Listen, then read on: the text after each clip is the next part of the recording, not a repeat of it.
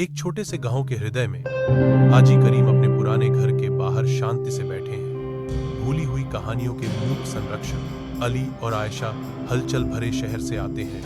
उनके चेहरे अपने दादा के पास पहुंचते ही उत्सुकता से भर जाते हैं। आयशा की खुशी भरी अभिवादन निराशा में बदल जाती है, क्योंकि उसकी आंखें उजाड़ भूमि को देखती हैं। तीखा विरोधाभास उसे एक लहर की तरह लगता है। दादाजी, यहाँ कुछ भी क्यों नहीं उगता? यह इतना सुनसान क्यों दिखता है?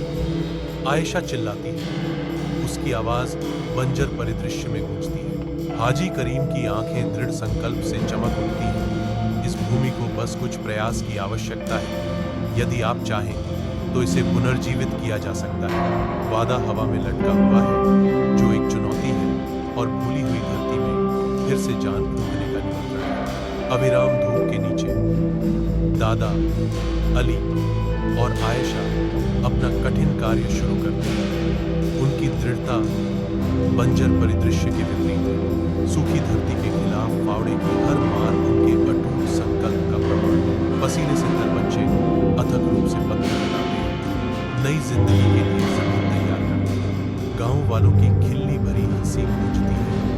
उनके शब्द तीखे हैं, क्योंकि वे परिवार के प्रयासों को खारिज करते हैं।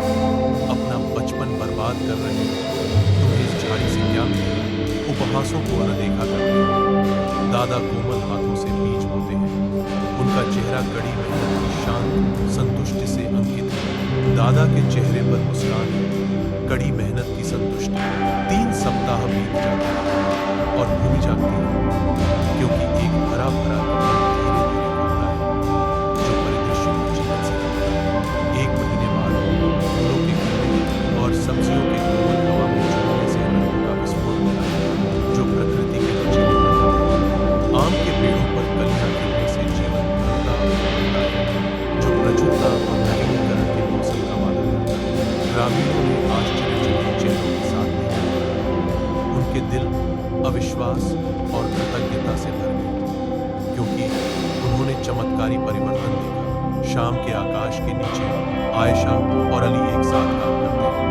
उनके छोटे हाथ शाखाओं के बीच कुशलता से घूम रहे हैं। वे दादाजी को अपनी फसल पेश करते हैं। उनकी आंखें आंसुओं से चमक रही हैं। दादाजी की आवाज भावना से कांपती है, क्योंकि वह वर्षों की मेहनत से सीखा सबक साझा करते हैं।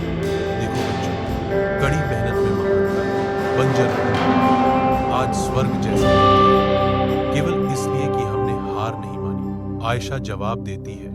उसके शब्द उसकी उम्र से परे ज्ञान की गूंज करते हैं।